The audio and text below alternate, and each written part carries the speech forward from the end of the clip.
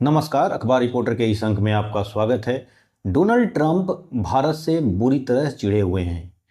इनका पहला टर्म तो बड़ा दोस्ताना था, सबने देखा था, पूरे भारत ने देखा था, पूरी अमेरिका ने और पूरे वर्ल्ड ने देखा था किस तरह नरेंद्र मोदी के साथ उनका दोस्ताना रवैया है। ओ हाउडी मोदी, नमस्ते ट्रंप, यानी बहुत कुछ हुआ था। लेकिन इनका दूसरा टर्म भारत के प्रति थोड़ा एक तरह से नाराजगी भरा है। आज हम इसी पर चर्चा करने वाले हैं। बात शुरू करें इससे पहले आपसे हमारी गुजारिश है कि आप हमारे चैनल को सब्सक्राइब कर दीजिए, लाइक कीजिए और कोई भी राय अगर आपको मेरी बातें पसंद आए तो अपनी कमेंट में ज़रूर दीजिए। देखिए, डोनाल्ड ट्रंप एक अजीब आदमी है। अब इनके बारे में तो आने वाले समय में ज़रूर शोध पत्र लिखे जाएंगे, अब आगे जो भी हो। लेकिन आपको याद है कि जब डोनाल्ड ट्रंप अभी दूसरे टर्म में अभी नए नए प्रेसिडेंट बने थे तो उन्होंने भारत के कुछ अवैध प्रवासियों को, यानी ऐसे लोग जो भारत से अमेरिका में गैरकानूनी ढंग से चले गए थे बिना वीज़ा, पासपोर्ट या किसी वजह से तरह से, उन्हें बेड़ियों में बांधकर और भारत उन्होंने भेजा था।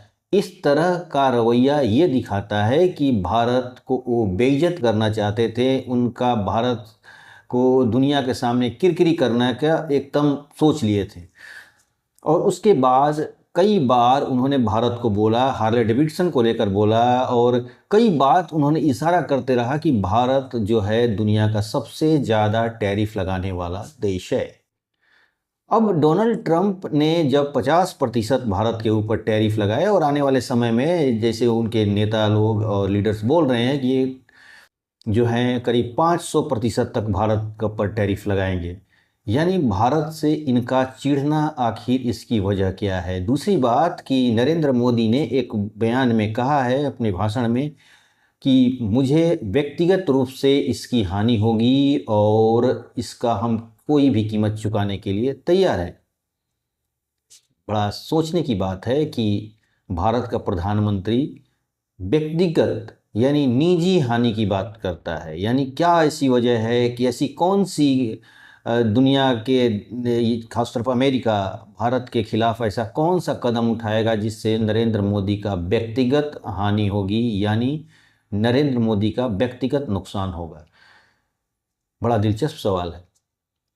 देखिए, पहली बात कि भारत अमेरिका पर टैरिफ क्यों लगाया है या दुनिया के अलग देशों में भारत टैरिफ क्यों लगाया है, इसके पर अगर हम जाएंगे तो इसका वजह है भारत का इतिहास खासतौर पर विदेशी कंपनियों के लिए अच्छा नहीं रहा। भारत में एक ईस्ट इंडिया कंपनी आई थी और उन्होंने किस तरह भारत को लूटा या भारत के बाज़ारों को ख़त्म किया, भारत की बिजनेस को ख़त्म किया, भारत की एक तरह से इकोनॉमी को ख़त्म कर दिया। अगर दुनिया के बाज़ारों को भारत पूरी तरह से अगर खोल देगा तो भारत के वो जिसमें करीब 70 से 80% लोग असंगठित क्षेत्र से जुड़े हुए हैं, यानी वो छोटे मोटे काम करके गुजारा करते हैं, वो लेबर्स का काम करते हैं और ये लेबर्स आमतौर पर छोटी छोटी कंपनियों में या छोटे छोटे दुकानों पे काम करते हैं, इस तरह के लोग हैं। अगर इन्हें मार्केट को ओपन कर दिया जाएगा तो इनके सामान भारत के बाज़ारों में पट जाएंगे और पूरा का पूरा भारत की इकोनॉमी ढहने के कगार पे पहुंच जाएगी और भारत ये रिस्क नहीं ले सकता है। खासतौर पर कृषि के क्षेत्र में, अगर कृषि के क्षेत्र में आज खुद कृषि की हालत भारत में क्या है, किसानों की कैसी बुरी हालत है, छोटे किसान हो या बड़े किसान हो, उनके लिए एक तरह से कृषि फायदे का सौदा नहीं रह गया है। और अब ऐसे में अगर अमेरिकी प्रोडक्ट के लिए भारत का बाजार कृषि और डेयरी यानी दूध वगैरह का और उससे जुड़े हुए चीज़ जो डेयरी से जुड़े हुए हैं उसके लिए अगर खोल देता है तो ये चीज़ भारत में के बाज़ारों में पूरी तरह से फैल जाएंगे और एक मरता हुआ किसान को बुरी तरह ही मार डालेंगे। यानी और इससे भारत कभी भी ऐसा नहीं करेगा और अमेरिका इसी बात पर चिढ़ा हुआ है। ये हो सकता है, मुझे नहीं पता है कि अमेरिका और भारत के बीच में ऐसी कौन सी गुप्त डीलिंग चल रही है जो सामने नहीं आ रही है। मुझे ये भी नहीं पता है कि नरेंद्र मोदी ने ऐसी कौन सी बातें, ऐसा कौन सा डर है जिससे उन्होंने व्यक्तिगत हानि की बात की है।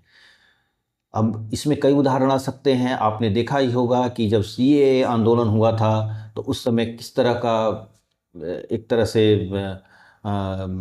मुस्लिम कम्युनिटी ने विरोध किया था इसका, जबकि इसका कुछ ज़्यादा इसमें ऐसा कुछ था भी नहीं उस कानून में जिससे किसी की नागरिकता जा रही थी, लेकिन इसे कुछ गलत ढंग से पेश किया गया और पूरे देश में एक तरह से नरेंद्र मोदी के खिलाफ एक हवा बनाई गई। उसके बाद भी ऐसा समय आया जब उसके पहले जो किसानों का वाला मुद्दा था, जिसमें किसान जो दिल्ली की सड़कों को जाम कर दिए थे, तो ऐसे तमाम तरह की बातें ऐसी उठाई गई, मुद्दे उठाए गए, जिससे नरेंद्र मोदी को एक तरह से उनकी कुर्सी को थोड़ी हिलाई जाए, थोड़ा डुलाया जाए। क्या ऐसा फिर हो सकता है? क्योंकि एक और कुछ ऐसे मुद्दे हैं जो सामने आ रहे हैं, जिस तरह राहुल गांधी ने बार बार ऐसे कहा है कि वोटों की चोरी हो रही है, जो SIR हो रहा है, जो पूरे देश में एक तरह से वोटर लिस्टों का फिर से रिव्यू किया जा रहा है, उसको लेकर कहीं आंदोलन करके, यानी अब मुझे नहीं पता है, मैं किसी के ऊपर ब्लेम नहीं दे रहा हूँ कि कौन इसमें पाक साफ है, कौन दूध का धुला हुआ है, कौन इसमें अपराधी है, मैं नहीं जानता हूँ। लेकिन जिस तरह दुनिया का अनुभव है, अभी बांग्लादेश में आपने देखा ही होगा कि किस तरह वहाँ की शेख हसीना के सत्ता को गिराया गया, उसके पीछे अमेरिकन डीप स्टेट का नाम आया था। अब कहीं ऐसा भारत में भी हो सकता है कि जिस तरह विपक्ष SIR को लेकर ज़्यादा ही आक्रामक है सरकार के ऊपर, और SIR भी ऐसा कोई ऐसा मुद्दा नहीं है जिससे इसे मतलब उछाला जाए, क्योंकि एक नियमित प्रक्रिया है, 2003 के बाद नहीं हुई है तो हो रही है। अब इसके पीछे विपक्ष इसका मुद्दा बना रहे, मुझे नहीं, ये भी मैं कंफर्म नहीं कर रहा हूँ कि इससे क्या होना, हो सकता है कि ये ना हो, लेकिन ये भी हो सकता है कि जिस तरह CAA और किसान आंदोलन हुआ था, उस तरह इसको भी आंदोलित किया जाए और एक तरह से नरेंद्र मोदी की सत्ता को हिलाने की कोशिश की जाए। इसलिए नरेंद्र मोदी ने बोला है कि हो सकता है कि हमें व्यक्तिगत इसका नुकसान उठाना पड़े, लेकिन मैं देश को हिलने नहीं दूंगा या देश को बिकने नहीं दूंगा, इस तरह का कुछ उन्होंने बयान दिया था।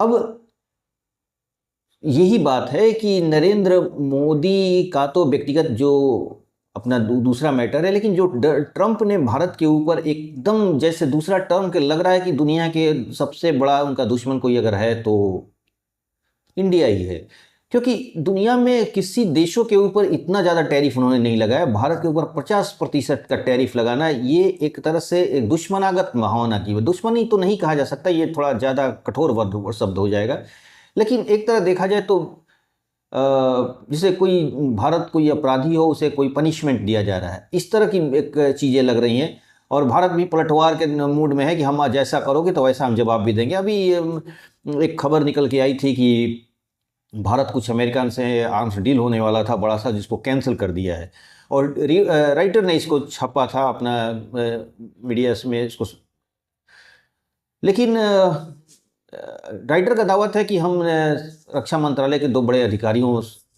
नाम तो नहीं लिया था उन्होंने, कि कहने पर ये बातें हमने पब्लिश किया है, छापा है, कि भारत जो है अमेरिका का कुछ बड़े जो आर्म्स डील थे जो कैंसिल कर दिया।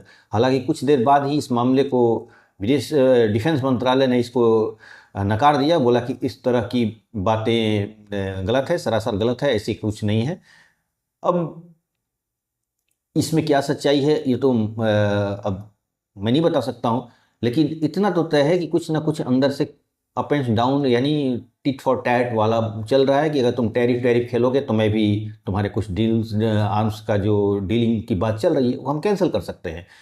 यानी एक तरह से जैसे अमेरिका अपने आप को दादागिरी वाली बात जो उसका पूरी दुनिया में चलते रहती है, उस तरह की भावनाओं वो भारत में भी दिखाना चाहता है, लेकिन भारत उसका कठोर जवाब दे रहा है। और इसी से हो सकता है कि ट्रंप चिड़े हुए कि भारत जैसा देश जो हमेशा हमारे सामने यस सर बोला करता था, आज इतना पलटवार कैसे कर रहा है। तो ये सब जो जितनी चीज़ें हैं, ये सब जितनी चीज़ें सामने आ रही हैं, ये कुल मिलाकर भारत और अमेरिका के बीच में जो आपसी खींचातानी है, इसको उजागर कर रही हैं। आने वाले समय में क्या डेवलपमेंट होगा ये तो समय बताएगा, लेकिन इतना तो तय, इंडिया के बीच में सब कुछ ठीक नहीं चल रहा है। तो आज के अंक में बस इतना ही। नए के साथ फिर आपसे मुलाकात होगी। आपसे हमारी गुजारिश है कि आप हमारे चैनल को सब्सक्राइब कीजिए, लाइक कीजिए, शेयर जरूर करिएगा। धन्यवाद।